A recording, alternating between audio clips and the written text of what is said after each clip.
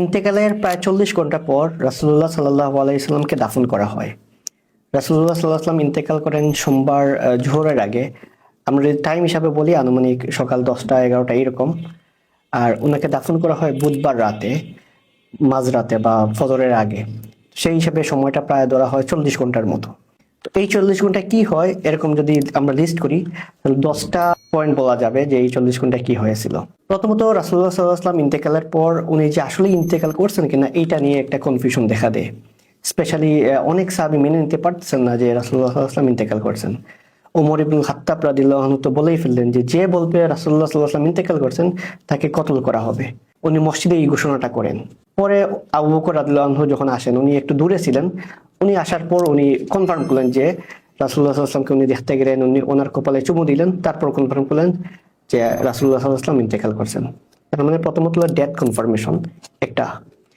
Second হলো কি এটার কিছুক্ষণ পর, কয়েক ঘন্টা পর সাকিফায়ে বনু সাইদা নামক একটা জায়গায় মসজিদ থেকে একটু কাছেই ওইখানে একটা মিটিং হয়।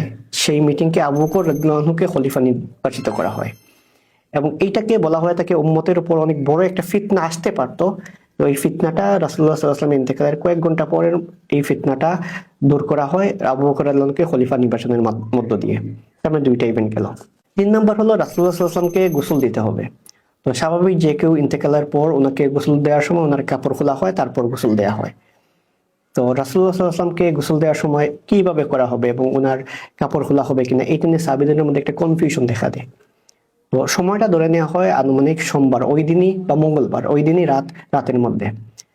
তখন আল্লাহ সবাইকে একটা ঘুম পাড়িয়ে দেন, সব সাহাবীদেরকে, এবং ওনারা ঘুমের মধ্যে একটা আওয়াজ শুনতে পান।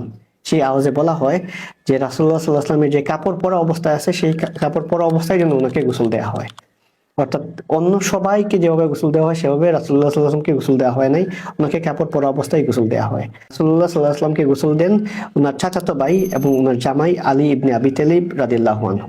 4 নাম্বার রাসূলুল্লাহ সাল্লাল্লাহু আলাইহি ওয়াসাল্লামকে কাফন পরানো। রাসূলুল্লাহ সাল্লাল্লাহু আলাইহি ওয়াসাল্লামকে 3টা ইয়েমেনি কাপড় দিয়ে কাফন পরানো হয় এবং এই ইয়েমেনি কাপড়টা যে জায়গা থেকে আসে সেই জায়গাটার নাম হলো সাহুল নামক একটা অঞ্চল। ওই জায়গাটা থেকেই কাপড়টা আসে, ওইখানের কাপড় দিয়ে রাসূলুল্লাহ সাল্লাল্লাহু আলাইহি ওয়াসাল্লামকে কাফন পরানো। এবার সবচেয়ে ইম্পর্টেন্ট প্রশ্ন জানাজার নামাজ।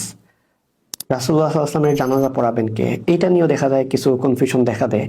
পরবর্তীতে সাহাবীরা সিদ্ধান্ত নেন যে জানাজার নামাজে কোনো ইমাম থাকবেন না, প্রত্যেকেই নিজে নিজে গিয়ে নামাজ পড়বেন। যেমন ধরেন আমরা জামাতে নামাজ মিস হলে আমরা যেমন একা একই নামাজ পড়ি, এরকমই প্রথমে পুরুষরা গিয়ে নামাজ পড়েন, তারপর মহিলারা গিয়ে, তারপর বাচ্চারা গিয়ে, যারা ছোট ছিল তারা গিয়ে নামাজ পড়েন। অর্থাৎ ওই নামাজের কোনো ইমাম ছিলেন না, জানাজার নামাজ প্রত্যেকেই নিজে নিজে গিয়ে জানাজার নামাজ, আমরা যেমন জামাত ছুটলে যেরকম নিজে নিজে নামাজ পড়ি ঠিক তেমনি নিজে নিজে গিয়ে জানাজার নামাজ পড়েন ইমাম স্যার। 6 নাম্বার হলো কবর খোঁড়া। তো রাসূলুল্লাহ সাল্লাল্লাহু আলাইহি ওয়াসাল্লামকে তো দাফন করা হবে, কবর খুঁড়তে হবে। তো কোন জায়গায় ওনাকে দাফন করা হবে এটা নিয়ে প্রথমে একটা কনফিউশন দেখা দেয়। কেউ বলেন জান্নাতুল বাকিতে দাফন করা হোক, কেউ বলেন অন্যান্য জায়গায়। তখন আবু বকর রাদিয়াল্লাহু আনহু বললেন যে উনি একটা হাদিসের উদ্ধৃতি দিলেন যে রাসূলুল্লাহ সাল্লাল্লাহু আলাইহি ওয়াসাল্লাম বলছেন যে নবীরা যেই জায়গায় ইন্তেকাল করেন সেখানেই তাদেরকে দাফন করা হয়। এর ফলে রাসূলুল্লাহ সাল্লাল্লাহু আলাইহি ওয়াসাল্লাম যেখানে ইন্তেকাল করেন অর্থাৎ আয়েশা রাদিয়াল্লাহু আনহার ঘর, সেই জায়গায় রাসূলুল্লাহ সাল্লাল্লাহু আলাইহি ওয়াসাল্লামকে দাফন করা হয়। 7 নাম্বার রাসূলুল্লাহ সাল্লাল্লাহু আলাইহি ওয়াসাল্লামের কবর খুঁড়তে হবে। তো কবর খোঁড়ার জন্য তো ওই সময় মদিনা 2টা ওয়েতে কবর খোঁড়া হতো, 2টা স্টাইলে। তো সবাইকে বলা হলো যে এই যে কবর খোঁড়া হবে তো এই 2টা স্টাইলে মদিনাতে কবর খোঁড়া হয়। তো এই 2জন সাহাবী কবর খোঁড়েন, একজন এক স্টাইলে আরেকজন আরেক স্টাইলে। তো বলা হলো যে তাহলে 2জনকে খবর দাও, যে আগে আসবে সেই কবর খুঁড়বে। তখন দেখা যায় আবু তালহা আনসারী রাদিয়াল্লাহু আনহু আগে আসেন এবং তিনি রাসূলুল্লাহ সাল্লাল্লাহু আলাইহি ওয়াসাল্লামের কবরটা খোঁড়েন। অতঃপর রাসূলুল্লাহ সাল্লাল্লাহু আলাইহি ওয়াসাল্লামকে দাফন করতে হবে। দাফন করার সময় 4জন সাহাবী কবরে নামেন। সেই 4জন সাহাবী ছিলেন রাসূলুল্লাহ সাল্লাল্লাহু আলাইহি ওয়াসাল্লামের পরিবারের অন্তর্ভুক্ত। এখানে আরেকটা জিনিস বলে রাখা ভালো যে রাসূলুল্লাহ সাল্লাল্লাহু আলাইহি ওয়াসাল্লামকে যে গোসল করা হবে তো এইটা কে করবেন এইটা নিয়েও তো একটা কনফিউশন হওয়ার কথা। ওই যে আবু বকর রাদিয়াল্লাহু আনহু খলিফা হলেন, খলিফা হওয়ার পর তো উনি অনেকগুলা ডিসিশন, লাস্টে শেষের ডিসিশনটা নিবেন কে, এই জায়গায় হলো খলিফা, উনি আসলে ডিসিশনটা নেবেন। উনি যদি ডিসিশনটা না নিতেন তাহলে একটা বিশৃঙ্খলা দেখা দিত। তো গোসলের ক্ষেত্রেও কিন্তু ডিসিশনটা আবু বকর রাদিয়াল্লাহু আনহু নেন যে রাসূলুল্লাহ সাল্লাল্লাহু আলাইহি ওয়াসাল্লামকে গোসলটা করাবেন, ওনার পৈতৃক সম্পর্কের দিক দিয়ে যারা আছেন তারাই ওনাকে গোসল করাবেন। দাফনের ক্ষেত্রেও কিন্তু এইটা মেনটেন করা হয়। নতুবা দেখা যেত সবাই তো রাসূলুল্লাহ সাল্লাল্লাহু আলাইহি ওয়াসাল্লামের ক্লোজ, কে গোসল করাবে এটা নিয়ে আবার কনফিউশন দেখা দিত, কে কবরে নামাবেন এটা নিয়েও কনফিউশন দেখা দিত। তো ওই জায়গায় আবু বকর রাদিয়াল্লাহু আনহু একটা স্ট্যান্ডার্ড সেট করে দেন। সেই স্ট্যান্ডার্ড অনুযায়ী দেখা যায় আলী রাদিয়াল্লাহু আনহু গোসল করান এবং ওনাকে কবরে দাফন করেন। সেই চারজন ছিলেন একজন আলী রাদিয়াল্লাহু আনহু, একজন আব্বাস রাদিয়াল্লাহু আনহু, একজন ফদল ইবনে আব্বাস রাদিয়াল্লাহু আনহু, সালিহ রাদিয়াল্লাহু আনহু। উনি ছিলেন রাসূলুল্লাহ সাল্লাল্লাহু আলাইহি ওয়াসাল্লামের গোলাম, ওনার আজাদকৃত দাস। এই চারজন মিলে রাসূলুল্লাহ সাল্লাল্লাহু আলাইহি ওয়াসাল্লামকে কবরে দাফন করে। 9 নাম্বার, রাসূলুল্লাহ সাল্লাল্লাহু আলাইহি ওয়াসাল্লামকে কবরে দাফন করা হলো, রওজায় দাফন করা হলো।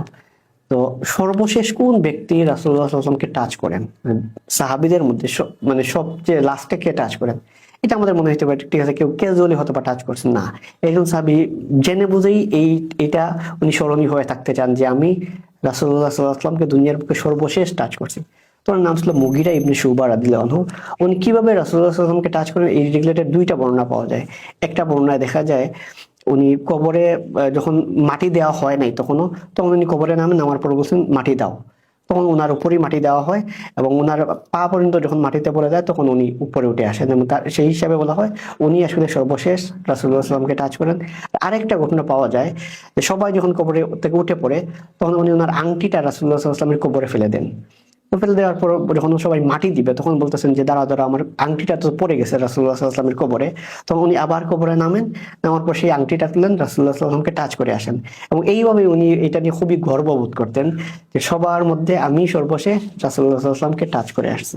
10 নাম্বার, রাসূলুল্লাহ সাল্লাল্লাহু আলাইহি ওয়াসাল্লামকে দাফন করা হলো, সব সাহাবী উঠে আসলেন এবং বলা হয়ে থাকে সাহাবীরা বলছেন ওনাদের জীবনে সবচেয়ে কষ্টের দিনটা ছিল ওই দিনটা, যে দিন রাসূলুল্লাহ সাল্লাল্লাহু আলাইহি ওয়াসাল্লামকে দাফন করা হয় এবং ওই দিন ওনারা আসলে কিছুই করতে পারতেছিলেন না, যে এত মন খারাপ তাদের সবচেয়ে প্রিয় মানুষকে দাফন করে আসেন এবং যেই মানুষকে টাচ করতে পর্যন্ত তাদের সমীহ করতেন যে ওনাকে টাচ করব, ওইটাও চিন্তা করতে পারতেন না, সেই মানুষের উপর তারা মাটি ফেলেন, তাকে দাফন করে আসেন। এবং ওনারা যখন ফিরে আসেন তখন ফাতিমা রাদিয়াল্লাহু আনহা রাসূলুল্লাহ সাল্লাল্লাহু আলাইহি ওয়াসাল্লামের মেয়ে, উনি আনাস ইবনে মালিক রাদিয়াল্লাহু আনহুকে জিজ্ঞেস করলেন, ও আনাস তুমি কিভাবে পারলে আমার রাসূলের উপর তুমি মাটি ফেলতে? এত ইমোশনালি ওনারা রিয়াক্ট করেন, কিভাবে পারলা আমার রাসূলের উপর তোমরা মাটি ফেলতে? এখানে আরেকটা ঘটনা আছে, সেটা হলো আয়েশা রাদিয়াল্লাহু আনহা উনি একবার স্বপ্ন দেখেন। উনি স্বপ্ন দেখেন যে 3টা চাঁদ ওনার কুলের উপর পড়ছে। সেই স্বপ্ন দেখার পর উনি ওনার বাবার কাছে যান যে এই স্বপ্নের ব্যাখ্যাটা কি। তখন ওনার বাবা বলেন কিছুদিন অপেক্ষা করতে। যখন রাসূলুল্লাহ সাল্লাল্লাহু আলাইহি ওয়াসাল্লাম ইন্তেকাল করেন এবং রাসূলুল্লাহ সাল্লাল্লাহু আলাইহি ওয়াসাল্লামকে ওনার ঘরে দাফন করা হয় তখন আবু বকর রাদিয়াল্লাহু আনহু বলেন যে তুমি যে স্বপ্ন দেখছিলে না সেই স্বপ্নটা একটা পূরণ হলো। 3টা চাঁদের মধ্যে সর্বোত্তম চাঁদ, সবচেয়ে মানে সেরা চাঁদ, সেটা এখন তোমার ঘরেই দাফন করা হলো। তার মানে প্রথম চাঁদটা ওনার ঘরে পড়ে, ওনার ঘরেই ওনাকে দাফন করা হয়।